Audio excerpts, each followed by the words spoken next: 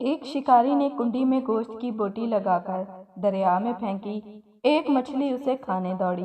وہیں ایک بڑی مچھلی نے اسے روکا کہ اسے منہ نہ لگانا، اس کے اندر ایک چھپا ہوا کانٹا ہے جو تجھے نظر نہیں آ رہا۔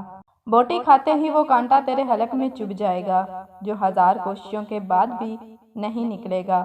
تیرے تڑپنے سے باہر بیٹھے شکاری کو اس باریک ڈوری سے خبر ہو جائے گی تو تڑپے گی، وہ خوش ہوگا، اس باریک ڈور کے ذریعے تجھے باہر نکالے گا، چھری سے تیرے ٹکڑے کرے گا، مرچ مسالہ لگا کر آگ پر ابلتے تیل میں تجھے پکائے گا۔ 10-10 انگلیوں والے انسان 32-32 دانتوں سے چبا کر تجھے کھائیں گے، یہ تیرا انجام ہوگا۔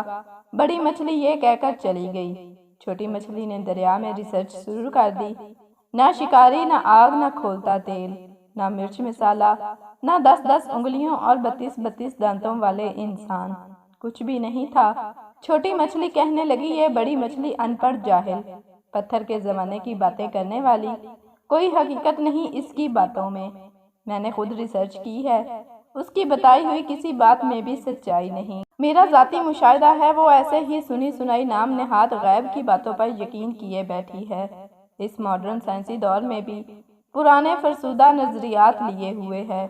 چنانچہ اس نے اپنے ذاتی مشاہدے کی بنیاد پر بوٹی کو منہ میں ڈالا، کانٹا چبھا، مچھلی تڑپی۔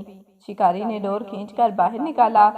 آگے بڑی مچھلی کے بتائے ہوئے سارے حالات سامنے آ گئے۔ انبیاء علیہ السلام نے انسانوں کو موت کا کانٹا چبھنے کے بعد پیش آنے والے غیب کے سارے واقعات تفصیل سے بتا دیے۔ بڑی مچھلی کی طرح عقل مند انسانوں نے انبیاء کی باتوں کو مان کر زندگی گزارنی شروع کر دی۔ چھوٹی مچھلی والے نظریات رکھنے والے انبیاء کا رستہ چھوڑ کر اپنی ظاہری ریسرچ کے رستے پر چل رہے۔ موت کا کانٹا چبھنے کے بعد سارے حالات سامنے آ جائیں گے۔ مچھلی پانی سے نکلی، واپس نہ گئی، انسان دنیا سے گیا، واپس نہ آیا۔ بس یہی وقت ہے، اگر سمجھ گئے تو۔ جزاک اللہ۔